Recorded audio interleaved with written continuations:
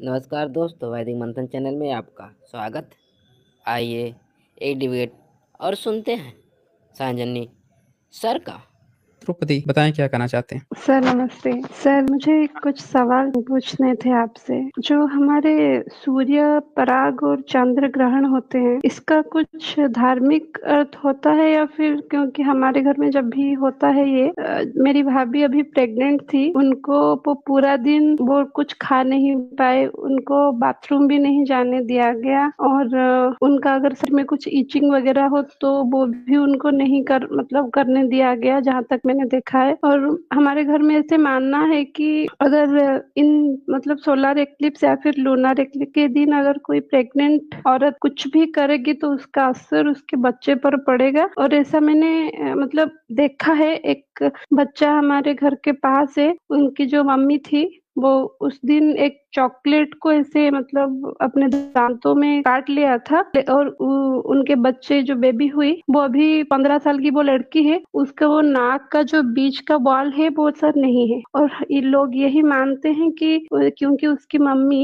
Eclipse के दिन वो चॉकलेट को खा लिया था, उसकी वजह से ये हुआ है। और एक औरत है, वो इस चीज को आजमाने के लिए एक दीवार में एक कीला ठोक दिया था और उसकी जो बच्चा पैदा हुई उसके जो कान में एक वैसा ही वो होल था। तो ये सारी चीजें सर, इसका कोई साइंटिफिक रीजन है क्या? यही सवाल था सर। देखें, ये जो आपने बताया ना वो पूरी तरह से अंधविश्वास से जुड़ा हुआ है। दरअसल हो क्या रहा है ना, पब्लिक जो है ना वो अपने एक्सपीरियंस से सीखती है। बुद्ध ने कहा था कि आप ना किसी भी चीज जो समझ में ना आए ना उसके पीछे का कारण पता लगाओ। तो पब्लिक जो है ना उसका कारण उनको समझ में नहीं आता है, क्योंकि कारण पता लगाने के लिए आपका ना दिमाग सटीक ढंग से काम करना चाहिए। तो अभी लोगों के मन में डर बैठा दिया गया कि आपके यहाँ बच्चा, पहले आपको पता ही है कि बच्चे जब जन्म लेते हैं तो पहले दर्जन दर्जन लोग बच्चे पैदा करते थे, तब तो 3-4 बच्चे सरवाइव करते थे। बचपन में बहुत सी बीमारियां होती हैं, बच्चे नहीं सरवाइव कर पाते, तो अब तो टीका वका से बचा लिया जाता है। तो पहले भी ये चीज होती थी, तो लोगों को ना ये बात समझ में नहीं आती थी। उन्होंने तरह तरह की कहानियां गढ़ ली। अगर किसी बच्चे को, आप हर बच्चा तो 2-3 दिन पर उसको कुछ ना कुछ खांसी सर्दी कुछ ना कुछ तो होते ही रहता है, तो अगर कोई महिला उसको देखने आई, अच्छे से खिला खुला ली, तो ये क्या कहेंगे ना, उसको नजर लग गई उसकी, वो ना उसको जी देख ली थी, उसको नजर लग गई। तो लोगों को ना दरअसल ये समझ में नहीं आता है कि बच्चे जब तक 7-8 साल के होते हैं तो उनको ना बहुत सी बीमारियां डेली प्रतिदिन होती हैं, वो सरवाइव करते हैं धरती पे। उसकी छोटी छोटी चीजों से सरवाइव करते करते 8-9 साल बाद जो है वो अभ्यस्त हो जाते हैं, और तब थोड़ा सा अच्छा उनकी हेल्थ होने लगती है, अभ्यस्त हो जाते हैं इस धरती के।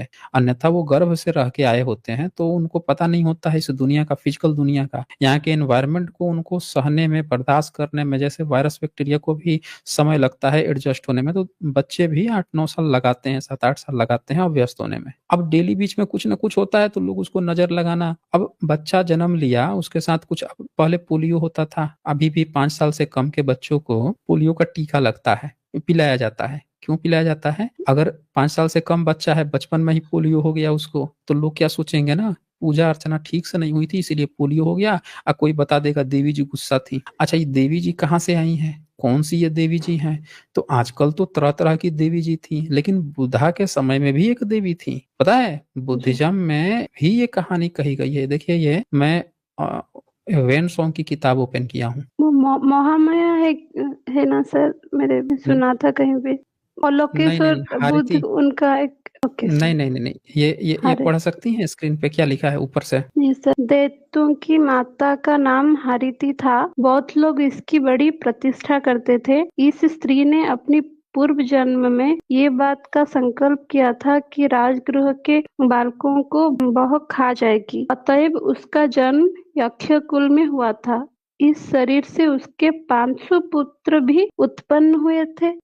इन पुत्रों के खाने के लिए वह प्रतिदिन एक बच्चा राजगृह से उठा लाती थी। लोगों ने दुखी होकर संपूर्ण वृत्तांत तथागत बुद्ध से निवेदन किया, जिस पर उन्होंने उसके बारे में उसके प्यारे बच्चों को चुरा लिया। यक्षिणी ने सर्वत्र अपने बच्चों को ढूंढा। अंत में उसने उसे बुद्ध के पास देखा। तथागत बुद्ध ने उससे पूछा, तुम्हारे तो 500 पुत्र है, जिस पर भी तुम अपने बच्चे से इतना अधिक प्रेम करती हो। अच्छा, अब बताओ ये बेचारे कितना अधिक प्रेम करते होंगे जिनके एक दो ही बच्चे होंगे। याकनी पर इस बात का बड़ा प्रभाव पड़ा। उसी क्षण से वह बुद्ध उपासिका हो गई। उसके उपरांत उसने पूछा कि वह अपने 500 बच्चों के पोषण का क्या प्रबंध करे। तथागत बुद्ध ने उत्तर दिया, भिक्षु लोग प्रत्येक दिन अपने भोजन में से कुछ भाग निकालकर तुम्हें दिया करेंगे। इस कारण पश्चिम के सब संघराम लिखा है संघारामों बुद्ध विहार में या तो द्वार की वो नहीं किधर गया द्वार में क्या नहीं द्वार की समझ आ रही है। ड्योढ़ी में, अच्छा ड्योढ़ी। द्वार की ड्योढ़ी, हाँ मतलब जो द्वार गेट होता है, गेट पे ही। जी और या रसोई घर के निकट दीवार पर याखनी के चित्र बालक के लिए हुए बना हुआ है और नीचे सामने की भूमि पर कहीं 5 और कहीं 3 दूसरे बालकों के चित्र बने हुए हैं। प्रत्येक दिन इस चित्र के सामने भिक्षु लोग भोजन की थाली चढ़ाते हैं। चारों देवराज उपासकों में इस स्त्री का प्रभाव विशेष है। रोगी और निसंतान पुरुष अपना कामना के लिए इसे भोजन भेंट करते हैं। चालुक्य तथा दक्षिण के अन्य राज परिवार वाले अपने को हारती का वंशज बतलाते हैं। हारती का यह संपूर्ण वृत्तांत इत्सिंग ने देश के बराह मंदिर में बने हुए एक चित्र पर लिखा है। संभव है यह मंदिर चालुक्य लोगों का बनवाया हुआ है क्योंकि इन लोगों का मुख्य निशान था। सर ये अब सच है देखिए, क्या? अब ये ध्यान से आप देखिए कि यहाँ पे आपको क्या पता चला है। यहाँ पे आपको ये पता चला है कि एक ये जातक कथा है। पहले ना इस कहानी का मेन मकसद क्या दिखाया गया है कि 7वीं सदी में वेन सोंग ने अपनी आंखों से एक स्तूप देखा था। ऊपर पढ़िए थोड़ा सा, ये देखिए। इन स्तूपों के जी पश्चिमोत्तर लगभग 50 ली की दूरी पर एक और स्तूप है। इस स्थान पर शाक्य मुनि तथागत ने यक्षों की माता को शिष्य करके, अब ये शिष्य कौन थी? हारिती थी, ठीक है ना, उसकी जी नृशंसता को रोक दिया था। नृशंसता मतलब वो क्या करता था ना, वो जो लोग ऐसा मानते थे, लोगों में एक कहानी थी कि जो बच्चे मर जाते हैं, 1-2 बच्चे होते हैं, सारे बच्चे मर जाते हैं, याक्षिनी उसको खा जाती है, इसीलिए वो मर जाते हैं, ऐसा वो सोचते थे। कि मैंने जैसा कि बताया कि बच्चे तो 1 दर्जन होते थे, 2-3 ही सर्वाइव करते थे, तो लोगों के मन में ना हमेशा ऐसा आता था। तो वो क्या करते थे, आगे देखिए क्या था। यही कारण है कि देश के साधारण लोग संतति प्राप्त करने के लिए उसके निमित्त बलि प्रदान करते थे। वो ना चढ़ाते थे, बलि करते थे, जीव जंतु काट देते थे कि हे जी हारिती, तुम इस जीव जंतु को ले जा, तुझे भूख लगी है, मेरे बच्चे को छोड़ दे, उसको मत मरियो। तो लोग ना उस समय दरअसल जानते नहीं थे कि बीमारियां होती हैं, बीमारियों से बच्चे मरते हैं, समझ रहे ना, वो जी ये बात नहीं जी जानते थे। इस कारण से अब क्या हुआ कि बुद्धिज्म ने इसकी प्रॉब्लम खोजी। उसने तो मना किया कि देखो बलि वली मत चढ़ाना। ये जो हारिती है ना, इसको देखे बुद्ध ना इसको सुधार दिए थे। बुद्ध जो उसके ना 500 जी बच्चे थे, बुद्ध भी उसका एक बच्चा उठा लाए थे, फिर वो गई तो उसको समझाया तो उनका शिष्य बन गई थी। तो ये वहां पे जी पब्लिक के बीच में ये मैसेज देते हैं। इसको ना वराह मंदिर कहा जाता है। लोग वराह का चित्र देख के लोग सोचते हैं कि वो ना ब्राह्मणों का है, ब्रह्मनिज्म का है। वराह अवतार तो ब्रह्मनिज्म में होता है, तीसरा अवतार है। लेकिन लेकिन तीसरा यहाँ अवतार पे है आप ना देखिए, सर? मतलब कहते हैं लोग, मतलब इन्होंने बना दिया है। पर यहाँ आप देखिए 7वीं सदी में इत्सिंग जो है ताम्रलिपि में बताता है कि वराह मंदिर में हारती बनी हुई थी और बुद्धा से शिष्या बन गई थी, उसका वहां पे मिलता है। तो वराह उनका वो था, टोटम था चालुक्य लोगों का। और चालुक्य लोग जी बुद्धिस्ट थे, उनके टेम्पल में ये कहानियां बनी हुई थी, जिसे 6ठी-7वीं सदी में वेन सोंग और इत्सिंग ने अपनी आंखों से देखा था। और जो बच्चे के आप देखें, लोग उस समय बलि भी चढ़ाते थे, जीव जंतुओं को मार देते थे। तो बुद्धिज्म ने बलि प्रथा का सोल्यूशन जातकों के माध्यम से इस तरह से हटा दिया। और ये सारी चीजें बुद्धिज्म की हैं। अब आपके साथ जो घर परिवार में हो रहा है, भाभी का जैसा आपने उदाहरण दिया कि ये नहीं किया, तो लोगों के मन में ना ये सारी कहानियां बुद्धिज्म की हट गई है। तो जैसे बुद्धिज्म की हटी तो पहले वाली चीजें आ गई। बुद्ध से पहले लोग ऐसे करते थे कि बलि चढ़ा देते थे, उनको कारण ही नहीं पता था। अब बुद्धा ने यही ना सिखाया, पहले कारण पता करो। उन्होंने क्या कारण पता लगाया कि लोगों का डर याक्षिनी से है। अगर ऐसा पब्लिक में मैसेज आए कि याक्षिनी तो बुद्ध सुधार दिए उसको, लोगों के मन का डर और वहम को खत्म हो जाएगा। तो उन्होंने उस डर और वहम को खत्म कर दिया, तो देखें पब्लिक में सुधार आ गया। तो यहाँ पे आपके घर परिवार वालों में सिर्फ एक डर और वहम बैठा हुआ है कि कुछ अनिष्ट हो जाएगा, और ये कुछ अनिष्ट हो जाएगा, कुछ बुरा हो जाएगा, ये जो इंसान का डर है ना, यही डर के कारण हम भारत में पिछले 1000 साल से गुलाम रहे हैं। कोई मुंह नहीं खोलता, कोई बोलता नहीं, कुछ हो जाएगा, कुछ अनिष्ट हो जाएगा, कुछ देवी देवता कुछ गड़बड़ कर देंगे, हम नास्तिक नहीं बनेंगे, हम इस पर बात नहीं करेंगे, कुछ गड़बड़ हो जाएगा। ये आपका जो डर है, यही डर आपको क्या करता है, अंधविश्वासी बनाता है, और इसी अंधविश्वास से हम सभी गुलाम रहे हैं। तो ये बुद्धिज्म ने इन्हीं डर को दूर किया लोगों के अंदर का। आप धम्मपद में बुद्धा बोलते हैं, बुद्ध ये बोलते हैं कि जो व्यक्ति शपथ विपश्यना शुरू कर दिया, जिसको मोह नहीं है, रोग द्वेष नहीं है, उसको डर किस चीज का है उसको डर। वो लोग तो अपनी जान, वो तो बैठ जाते थे, बोलते थे कि 3 महीने बाद अब मैं मर जाऊंगा, 1 महीने बाद मैं मर जाऊंगा, अपना देह त्याग करने की बात करते थे। उनको किस चीज का डर था? तो उन्होंने पब्लिक के बीच से जो डर था, उस डर को गायब किया। आपके घर परिवार के लोग डरे हुए हैं दरअसल, और इसीलिए वो इतने कठोर नियमों का पालन कर रहे हैं, सही कारण नहीं पता लगा पा रहे हैं। और इसीलिए बाबा साहब ने ये बात कही है कि धम्म को क्यों अपनाना है। धम्म आपको अंधविश्वास से निकालेगा। आपके भीतर ये जो प्रैक्टिसेस आ रही हैं, डर आ रहा है, धर्म से ही तो आ रही है ना। धर्म, सही धर्म आपको नहीं बता पा रहा है। सही धर्म आपको बताता कि सब अंधविश्वास है भाई, उसका इलाज कराओ, ये कराओ, कारण पता लगाओ क्या है।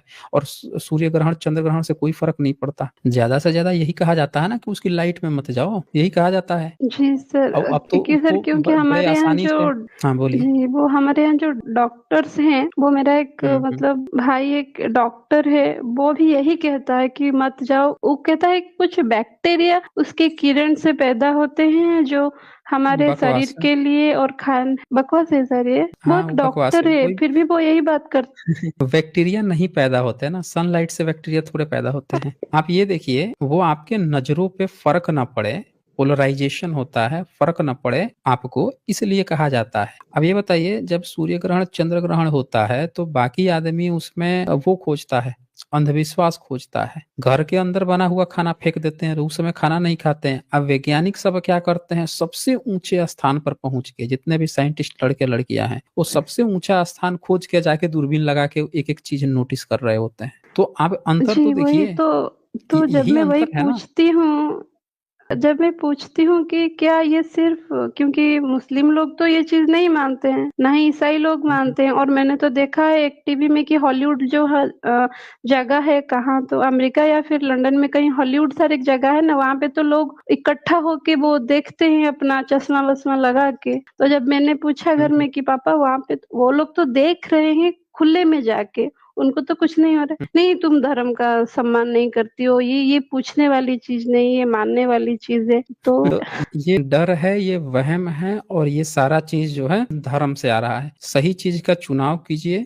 बाबा साहब को मानना इसीलिए जरूरी है, बुद्धा को पढ़ना, पढ़ाइए, समझिए, इस चीज को बाहर निकलिए। दुनिया साइंस से आगे बढ़ रही है, हम लोग और पीछे जा रहे हैं। ये सारी चीज है सबको पीछे ले जाती हैं। ठीक है द्रौपदी जी। एक और बस लास्ट लाइन आपसे बोलनी थी कि जो हमारे अभी पार्लियामेंट में कुछ चल रहा था, मीटिंग वीटिंग वगैरह, मतलब वो लोकसभा में कुछ चल रहा था, वहां के आई थिंक त्रिवेदी साहब जो टकले हैं, वो आई थिंक सुधांशु त्रिवेदी, या फिर पता नहीं, मुझे उनका नाम पता नहीं, जो ताड़न को शिक्षा बोल रहे थे कि वो ताड़न का मतलब शिक्षा है। तो उनको कहते हुए मैंने ये सुना, वो अपनी गाड़ी से घर से आए होंगे, बिल्डिंग में बैठे होंगे, वहां पे माइक से बोल रहे हैं, चश्मा लगाए हैं, एसी में बैठे हैं, ये जो भी कुछ कपड़े भी पहने हैं वो ब्रांडेड कपड़े हैं, जितने भी चीजों का वो इस्तेमाल कर रहे हैं वो सारे उनको साइंस के बदौलत ही मिला है सर। लेकिन फिर भी वो बोल रहे हैं विज्ञान, धर्म के आगे विज्ञान का कोई स्थान ही नहीं है।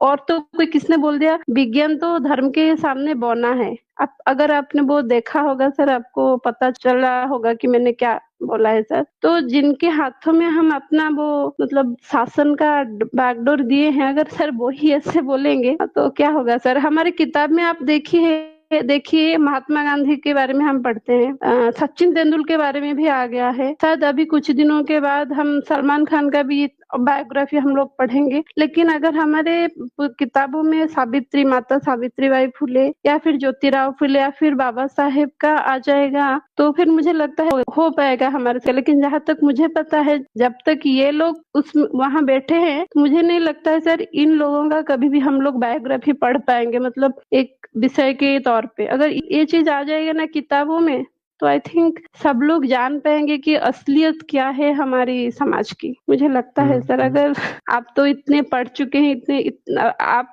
जब भी कुछ तथ्य बताते हैं, कुछ भी बातें बताते हैं, हर एक चीज का आप कुछ भी दिखाते हैं कि ये यहाँ पे लिखा है, ये वहाँ लिखा गया था, वहाँ पे ये मिला था। आप कभी भी मतलब मैं अभी मतलब 10 दिन से आपको सुन रही हूँ, हालांकि मैं मानती नहीं थी आपके बारे में, लेकिन 10 दिन से सर मैं आपको सुन रही हूँ, लेकिन मैंने कभी आपको ये कहते हुए नहीं सुना है आप ये मान लीजिए या फिर आप ये यकीन कीजिए। आप हमेशा दिखाते हैं यहाँ लिखा है, हमेशा तार्किक बात करते हैं और आपका हमेशा कुछ ना कुछ प्रूफ रखा हुआ होता है। लेकिन ये जो हो रहा है सर, मतलब मैं तो मानती थी भगवान को, लेकिन अभी मैं इतना हिल गई हूँ अंदर से कि सच वाकई में क्या राम और कृष्ण नहीं है, ऐसा हो भी सकता है। और आप जिस तरीके से जितने भी प्रूफ दिखाए हैं, मतलब मैं, मेरे जो हस्बैंड है, हम लोग इतना मतलब अंदर से इतना हिल गए हैं, आपको बता नहीं सकते। हालांकि बहुत शुक्रिया अदा भी मैं आपका करना चाहूंगी कि आप जो कर रहे हैं, शायद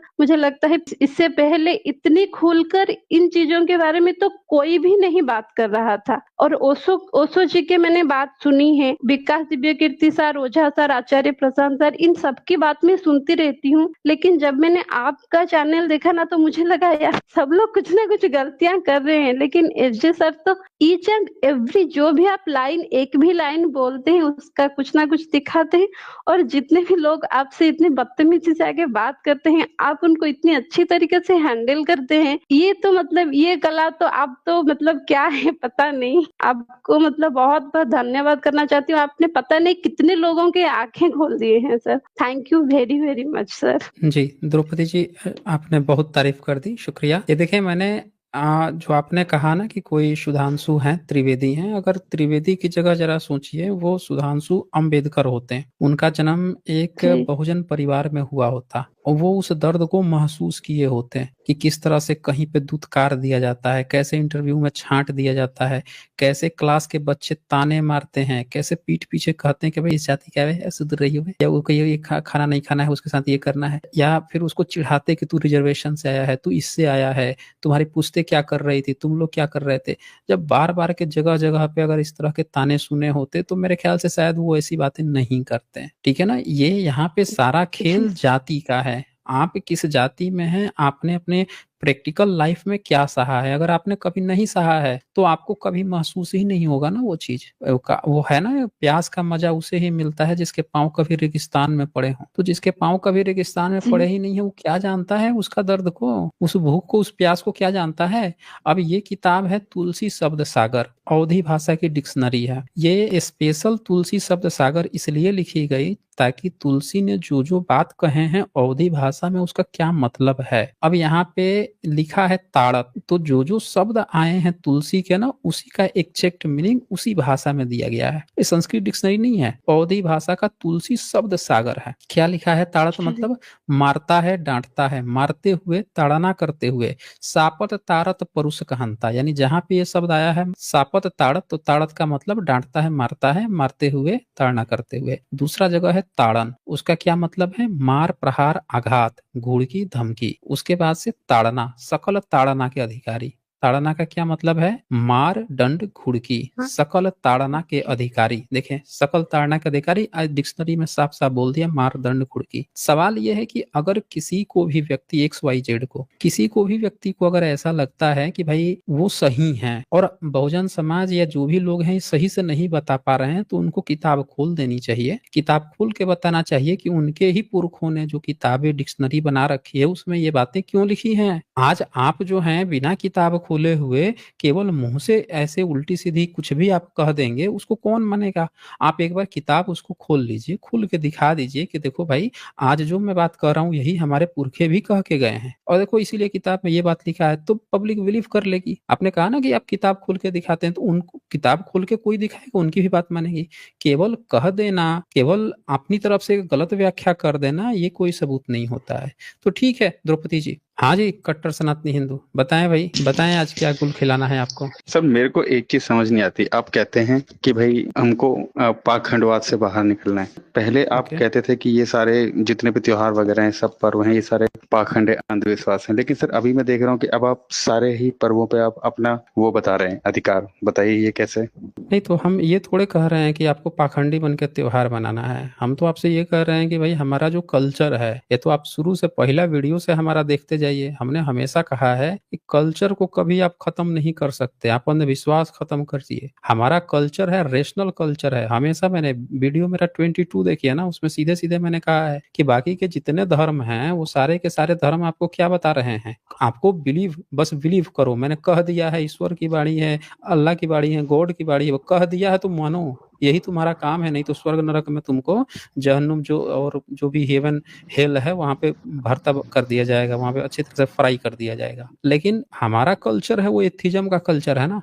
कल्चर मनाया जा रहा है, उसका अपना कारण है, लोगों को उसमें मजा आ रहा है, तो पाखंड और अंधविश्वास के साथ क्यों मनाना? जब उसकी सारी चीजें पता ही चल रही है कि प्राकृतिक लैंग्वेज में, पाली पाकित में भाषाओं में कैलेंडर है, उसी कैलेंडर से पाली पाकित में नाम वाला त्योहार मनाया जा रहा है, जो कि संस्कृत में भी नहीं है। क्या दिक्कत आ रही है फिर इससे? बताएं हमें। तो हम थोड़े ये कह तो रहे हैं कि हिंदू हम ये थोड़ी कह रहे हैं कि नौ दुर्गा मनाइए और 8वीं के दिन और 9वीं के दिन जो है मुर्गा और बकरा काटिए। हम ये तो कह नहीं रहे हैं। जबकि आप चले जाइए, कई मंदिरों में कटता है, पूरे नॉर्थ ईस्ट में कटता है। अष्टमी को, नवमी को, नवरात्र में। बोल दीजिए कि नहीं कटता है। तो सर आप फिर उसको क्यों नहीं बोलते हो कि वो भी हिंदू बुद्धिज्म का है, लेकिन आप उसको छोड़ देते हो? भाई हम ये बताइए कि अभी हमने एक कोट पढ़ाया इससे पहले जो आई थी महिला उनको, कि पहले लोग बलि देते थे। एक कोई देवी थी हारिती, उससे डरते थे। बच्चा होता था, बीमारी होती थी, मर जाता था, तो लोग सोचते थे कि मर गया है तो भाई इसको ना देवी जी खा गई हैं। तो बुद्धिज्म ने कहानियां बनाई, जातकें बनाई, जिसमें वो हारती की प्रॉब्लम सही करते हैं बुद्ध उन कहानियों में। और फिर लोगों में कॉन्फिडेंस आता है कि हाँ बुद्ध ही सही कर सकते हैं,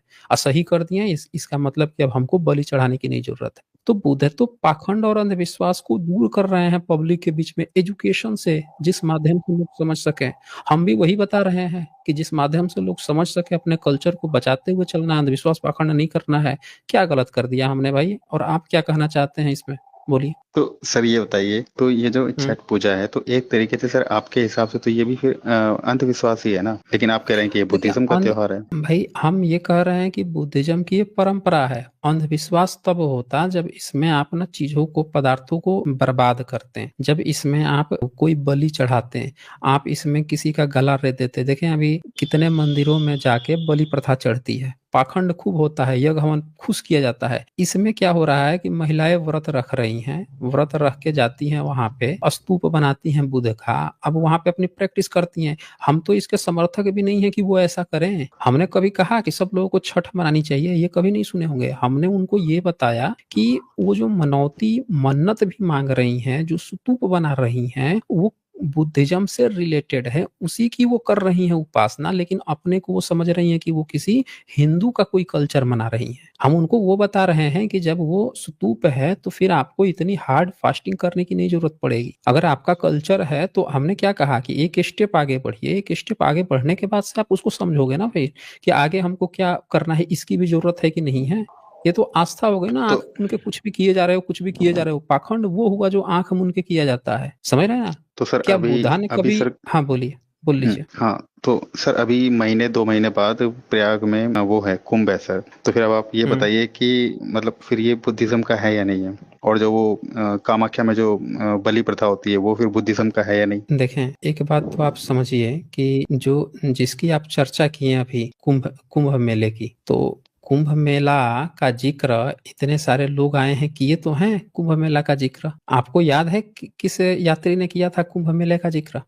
सर देखिए, जो भारत कुंभ मेला में है वो सर नालंदा, जो शिव जी हैं। अच्छा बोलिए। बोलिए, सुन ले हम भाई, जो सर क्या कारण है। जो सर कुंभ मेला है वो सर शिव जी के जो एक कहानी है उसके हिसाब से सर मनाया जाता है सर, 4 जगह पे, वो आपको ही पता होगा। तो सर वो फिर कैसे सर बुद्धिज्म का हो गया? अरे भाई, ये एक मिनट, आपने कहा कि शिव जी हैं, ये 7वीं सदी में, 6ठी सदी में नालंदा विश्वविद्यालय के छात्र थे, 15-15 साल पढ़े हुए, अपने समय के सबसे सर्वोच्च मेधावी छात्र लोग थे। एक बार उनको भी तो पढ़िए कि उनके समय काल में, ये तो आपने अपनी तरफ से व्याख्या बना ली ना, ये तो आपको किसी ने व्याख्या सुना दी। हकीकत ये है कि इसके सबूत कहाँ हैं? क्या इसके कहीं सबूत मिलते हैं? किसी इंस्क्रिप्शन में मिलता है कि शिव जी जो हैं अपनी पत्नी का जो जल गई थी उनका लाश लेके घूम रहे थे, जहां जहां गिरा वहां वहां पे कुंभ का मेला लगने लगा, 4 जगहों पे क्या गिरा तो 12 साल में, कहीं पे मिला आपको सबूत? नहीं मिलेगा ना। लेकिन 7वीं सदी में सबूत मिलते हैं। ये देखिए ना, 15 साल ये बंदे ने पढ़ाई किया नालंदा विश्वविद्यालय में। अब प्रयाग के बारे में इतने डिटेल्स में लिखा। ये देखिए रेनसोंग क्या लिखता है, ये बताता है कि ये देखिए, उस समय उस नगर का राजा वैश्य जाति का, ये वैश्य लिख दिया है अनुवादक ने, वैश्य नहीं होता है, वैश्य होता है। वैश्य एक वंश है जिसका नाम हर्षवर्धन था। अब ये जो हर्षवर्धन राजा था, ठीक है, इसी का नाम शीलादित्य भी किया गया। अब ये जो क्या करता था, ये पूरा ये कहानी चल रही है यहाँ पे। अब मैं आपको दिखा देता हूँ कि जो कुंभ मेला की आप बात किए हैं, ये देखिए, ये पढ़िए तो स्क्रीन पे क्या लिखा है। कट्टर सनातनी हिंदू। सर एक मिनट पढ़ूं सर, 1 मिनट रुकिए। हाँ, प्रत्येक 5वें वर्ष में वह विमुक्ति कुंभ का मेला नाम का एक बहुत बड़ा मेला आयोजित करता था, जिसमें वह अपना संपूर्ण खजाना दान कर देता था। केवल सेना के हथियार शेष रहते थे, जिनका दान करना ना तो उचित ही था और ना ही दान कर देने पर भिक्षुओं के ही किसी काम के थे। प्रत्येक वर्ष सब प्रांतों के श्रमणों को इकट्ठा करता था और तीसरे तथा 7वें दिन सबको 4 प्रकार की वस्तुएं, अन्न, जल, औषधि और वस्त्र दान करता था। उसने कितने ही धर्म सिंहासनों को सोने से मढ़वा दिया तथा अनेक उपदिशासनों को रत्नों से जड़वा दिया था। उसने भिक्षुओं को वादानुवाद डिबेट के लिए भी आज्ञा दे रखी थी तथा अनेक सिद्धांतों पर स्वयं विचार करता था कि कौन सा सिद्धांत सबल और कौन सा निर्बल है। भिक्षुओं को दान, दुष्टों को दंड, दुष्टों का अनादर और ज्ञानियों का आदर करने के लिए सब प्रकार से तैयार रहता था। यदि कोई भिक्षु सदाचार के नियमानुसार आचरण रखते हुए धर्म के मामले में विशेष प्रसिद्ध हो जाता था, तो राजकुमार उस भिक्षु को बड़ी प्रतिष्ठा के साथ सिंहासन पर बैठाकर उसके धार्मिक उपदेशों का श्रवण करता था। अब ये बताइए कि ये तो राजा जो है, हर्षवर्धन राजा है, शीलादित्य है, ये तो बता रहा है कि कुंभ का मेला जिसे आप समझते हैं, उस समय इसका नाम विमुक्ति था, जो हर 5 साल में वो जो संगम था वहां पे मनाया जाता था और वहां पे वो अपना संपूर्ण संगम तो इसमें खजाना नहीं दान लिखा कर हुआ है। देता था। अरे भाई, संगम नहीं लिखा हुआ है, पढ़िएगा तब ना आपको पता चलेगा कहाँ की बात चल रही है। ठीक है, आप बताइए, आगे बताइए आप। ठीक है, आप आगे बताइए। ये जिस जगह की बात, ये देखें यहाँ पे क्या लिखा है, उसने गंगा के किनारे पर कई हजार स्तूप 100-100 फीट ऊंचे बनवाए। ये दिख रहा है आपको? दिख रहा है सर। दिख रहा है ना। और जिसने खाने और पीने की सब प्रकार की सामग्री प्रस्तुत रहती थी तथा वैद्य लोग औषधियों सहित सदा तैयार रहते थे, जिन्होंने यात्रियों के निकटवर्ती दुखी दरिद्र व्यक्तियों को बिना किसी प्रकार की रुकावट के अपरिमित लाभ पहुंचता था। सब स्थानों में जहां जहां पर बुद्ध भगवान का कुछ चिन्ह थे, उनको संग्राम स्थापित किए। ये बात चल रही है गंगा के किनारे, गंगा के किनारे कई हजार स्तूप, और इससे ऊपर आप जाएंगे जो कन्नौज की बात चल रही है, उसी में आगे प्रयाग की बात चल रही है, वहां के गंगा की बात चल रही है। और तब आगे फिर इसी में आगे लिखता है कि प्रत्येक 5वें वर्ष में वह विमुक्ति कुंभ का मेला वहां लगवाता था, इसी किनारे। अब इसको और आगे पढ़ेंगे तो वो भी बात आपकी आ जाएगी ना कि इसी के किनारे। देखिए, ठीक है सर, वो चलिए, मैंने आपकी बात मान ली, ठीक है। हाँ तो अभी सर मुझे आप ये बताइए कि अभी सर आपका कौन कौन से और त्योहार पे क्लेम है? नहीं, हमारा कोई क्लेम है नहीं ना, हमारा तो सब है ना। क्लेम तो वो लोग करें, जैसे ये किताबें खुल रही हैं, सबूत दिख रहा है, तो वो लोग अपना सबूत दिखा दें। ये बताइए कि 7वीं सदी में नालंदा विश्वविद्यालय को तो कोई नहीं नकार सकता है ना, कि नालंदा विश्वविद्यालय में 15 साल पढ़ा हुआ लड़का जब ये बात लिख रहा है, उसके सबूत मिल रहे हैं, तो जब ये सारे चीजों के सबूत मिल ही रहे हैं, अब वहां पे भी खुदाई वगैरह से बुद्धिज्म के बहुत सारे सबूत मिल ही रहे हैं, तो ये अपना सबूत दिखाए ना कोई भी पुराना कि भाई 7वीं सदी उससे पहले इनका कोई कुंभ मेला लगता था। तो सर हमारा तो रामायण और महाभारत तो सर 5,000 साल पहले हुआ ना, उसका कैसे मिलेगा प्रूफ, बताइए। अच्छा ये बताइए कि 5,000 साल पहले हो गया, उसके बाद से उसको अपने पेटी में बंद करके नदी में बहा दिया था क्या, कि उसके बाद से कभी हुआ ही नहीं? सर अब फिर 5,000 मुगल साल काल में में वो सर सारी पेटी मिल गई। सभ्यताएं। नहीं ठीक है, 5,000 साल पहले आपने की, तो फिर आपने रामायण महाभारत में अपनी ये कुंभ वाला काम कर लिया, फिर सारा अपना नियम कानून पोथी पत्रा एक वो लेकर आए, एक बाल्टी लेकर आए, एक जो है बक्सा लेकर आए, उसमें रख दिए, गंगा में दहवा दिए, फिर सीधे अंग्रेजों के समय में वो बक्सा खोलने या लगे दिखाने कि देखो हम तो सीधे त्रेता युग में या द्वापर युग में करते थे, बीच में कभी नहीं किया, ये सब पेटी में रखा था, इसीलिए आपको सबूत नहीं मिल रहा है, कागज में लिख के रखे थे। ऐसा था क्या? 5,000 साल पहले किए होंगे तो 4,000 साल पहले भी किए होंगे, 4,000 साल तो 4,500 साल पहले भी किए होंगे, 3,500 साल कभी तो दिखा दीजिए, 2,000 साल पहले भी तो किए होंगे, परंपरा पीढ़ी दर पीढ़ी तो लाए होंगे, तो हर पल किए होंगे ना है।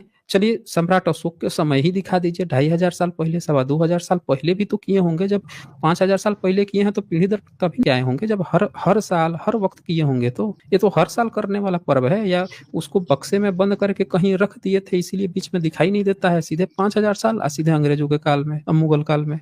सर देखिए, आपने सम्राट अशोक का भी नाम लिया, तो सम्राट अशोक तो जब कलिंग का युद्ध हुआ था उसके बाद उन्होंने बुद्धिज्म को एक्सेप्ट कर लिया, और उससे पहले तो वो हिंदुइज्म में थे, और जो उनके वो कौन है पिताजी के पिताजी जो शायद चंद्रगुप्त मौर्य हैं, वो भी तो हिंदुइज्म में थे। कैसे पता चला आपको कि वो हिंदुइज्म में थे? आई कैसे पता चला कि सम्राट अशोक जो है बुद्धिज्म अपना लिए थे, पहले हिंदू थे? ये बताइए कि सम्राट अशोक जो हैं उन्होंने कहीं लिखवाया है कि वो पहले हिंदू थे फिर बुद्धिस्ट बन गए? नहीं, ये तो किताबों में पढ़ा है। हम सबूत मांग रहे हैं ना, किताब में तो आपको कोई भी स्पाइडरमैन बैटमैन भी पढ़ा देगा, टीवी फिल्में बना के, आजकल तो यही चल रहा है ना, बस मुंह खोला शब्द का पोड़ दिया, हो गया सबूत। हम सबूत पूछ रहे हैं कि कोई ऐसा सबूत आप बता दीजिए जिससे आपको पता चला हो कि भाई चंद्रगुप्त मौर्य जो हैं वो हिंदू थे, या सम्राट अशोक लिखवाए हों। जब सम्राट अशोक की हर एक बात ही लिखित रूप में मिलती है, वही लिखवा रहे हैं, उन्हीं का पढ़ पढ़ के सब लोग सबूत दे रहे हैं, तो फिर वो ये भी तो लिखवाए होंगे ना कि भाई देखो हमारा जो है हम वो थे हिंदू थे, हिंदू से हम बुद्धिस्ट बन गए हैं,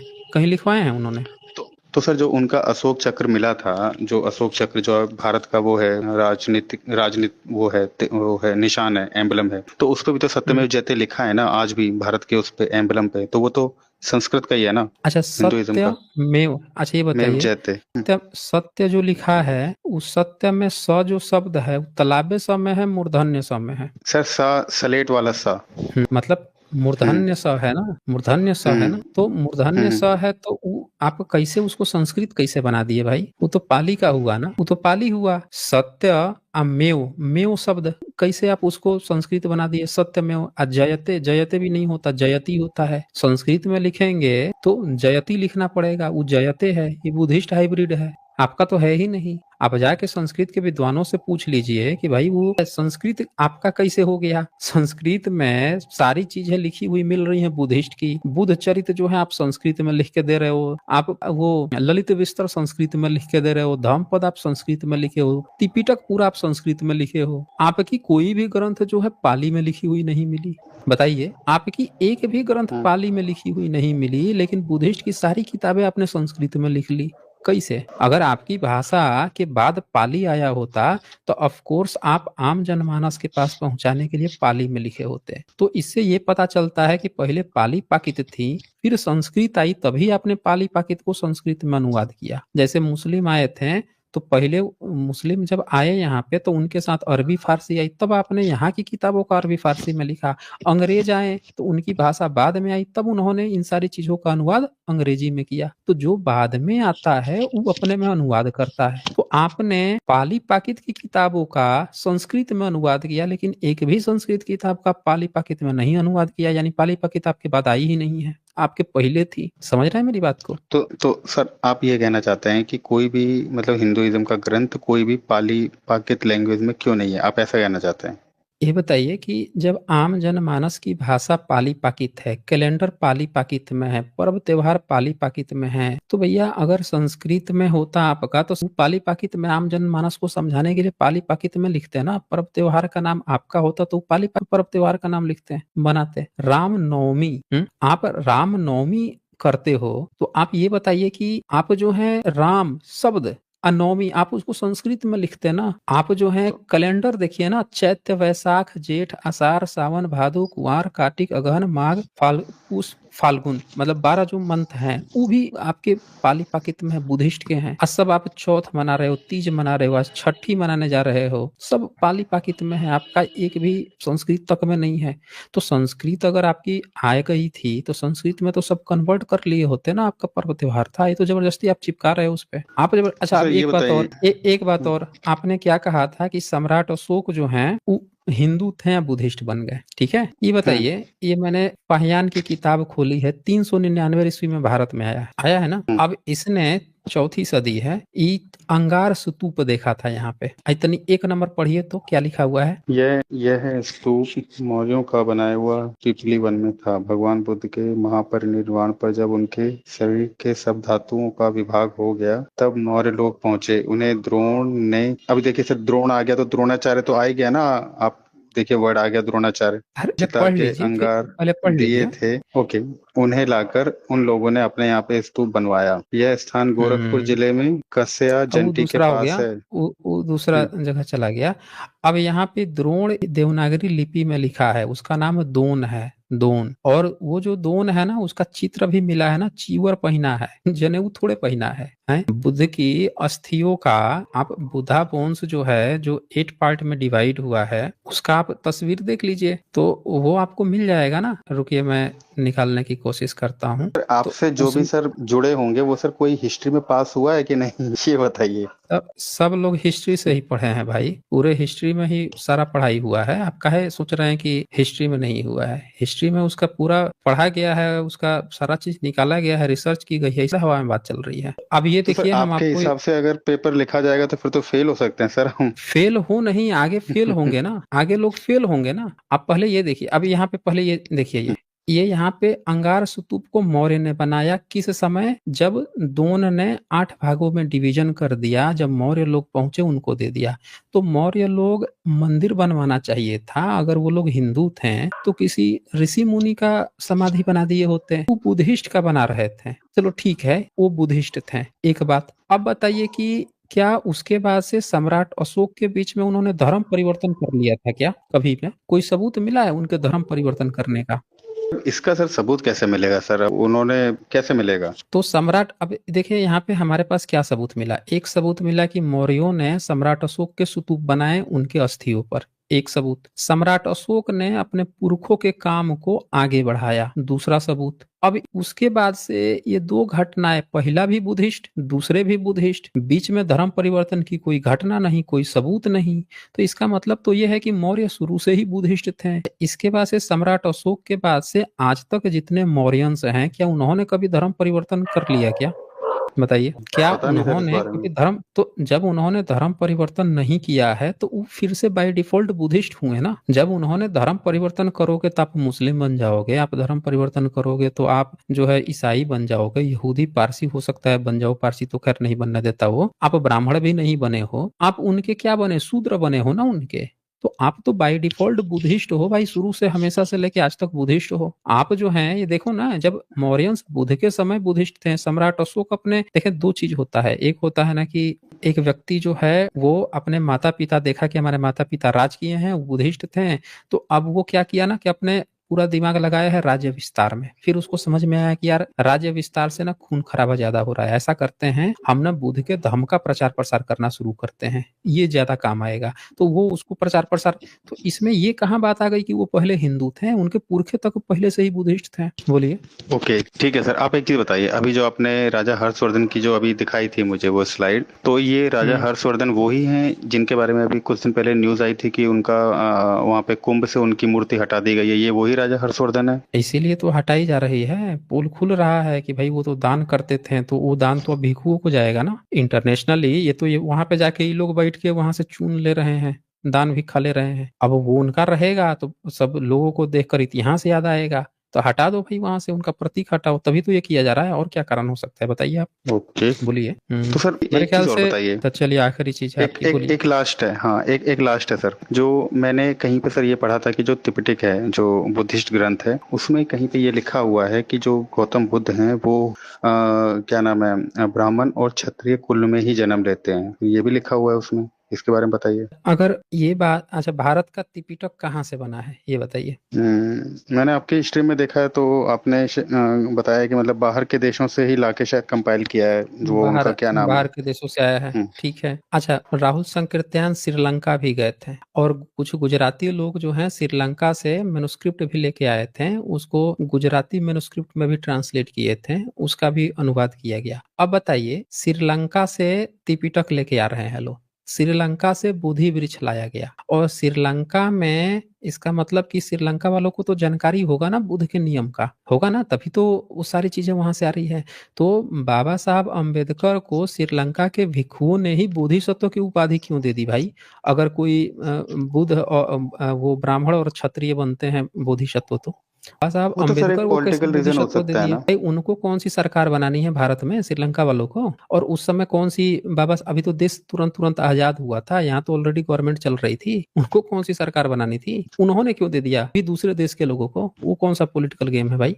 नाथ और सिद्ध जो हैं, आप तिब्बतियन स्क्रिप्चर पढ़िए, उसमें दिखाएगा कि एक बोधिसत्व हैं, वो एक हाथ से जूता बना रहे हैं, और ओके। उनको बोधिसत्व, क्योंकि वो अपना पेशा जो है जूता बनाते थे, लेकिन उनको ज्ञान इतना था कि लोग जो हैं उनको वो करते थे, उनको सुनते थे, सारी चीजें, वो सारा पढ़ाई लिखाई करते थे, या दिन में अपना पेशे के लिए जूता भी बनाते थे, उनको बोधिसत्व बना दिया। आज की तो डेट में आप अछूत बना के रखे थे कि जो जूते बनाता है उनका पेशा जो है ऐसा है, तो वो तो भाई अछूत है। लेकिन 14वीं-15वीं सदी की स्क्रिप्चर मिल रही है तिब्बत की, और 14वीं सदी के उन लोगों ने बना रखा है, तो क्या उन लोगों को पता नहीं था क्या कि ब्राह्मण क्षत्रिय ही बनते हैं? बताइए। रिसर्च करके आऊंगा सर, आपसे दोबारा डिबेट करना है इस बारे में। आप आप आप 84 नाथ और सिद्धों को पढ़िए, उसमें से पता लगाइए कि 84 नाथ सिद्धों में से उस जितने बोधिसत्व थे, सब के सब तो आज के SC ST OBC के ही लोग थे। अगर ब्राह्मण क्षत्रिय बन रहा था तो 84 नाथ सिद्ध जो हैं, वो उसमें से ज्यादातर जो है, मैक्सिमम लगभग सभी, वो गैर क्षत्रिय और गैर ब्राह्मण ही क्यों थे? पता लगाइए ना। कबीर जी क्या थे? कबीर जी ब्राह्मण थे कि क्षत्रिय थे? बताइए। वो इतने बड़े महान वो हुए। तो तो सर नाथ आइए, संप्रदाय से वो तो आपको योगी जी भी आते हैं। आते हैं, नाथ संप्रदाय से बिल्कुल आते हैं। तो उनका पुराना जो गोरखनाथ है, उनकी पुरानी मूर्ति तो मिल चुकी है, बिल्कुल बुद्ध बुद्ध की तरह है उनकी मूर्ति। आप जाके खोज लीजिए, पता लगा लीजिए, उनकी सबसे पुरानी मूर्ति एकदम बुद्ध की तरह मेडिटेशन करते हुए, काहे बुद्धिज्म की तरह है। और नाथ लोग जो है, जितना स्थान है बुद्धिज्म का, वो सब नाथ नाम से क्यों है? केदारनाथ, बद्रीनाथ, सोमनाथ, जिसके नीचे पूरा बुद्धिस्ट मिल रहा है, बद्रीनाथ तो पूरा बुद्ध की ही मूर्ति है भीतर, केदारनाथ में बुद्धिज्म ही है।